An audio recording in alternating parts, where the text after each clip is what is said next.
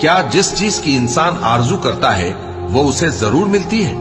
سو آخرت اور دنیا تو اللہ ہی کے ہاتھ میں ہے، اور آسمانوں میں بہت سے فرشتے ہیں جن کی سفارش کچھ بھی فائدہ نہیں دیتی مگر اس وقت کہ اللہ جس کے لیے چاہے اجازت بخشے اور سفارش پسند بھی کرے۔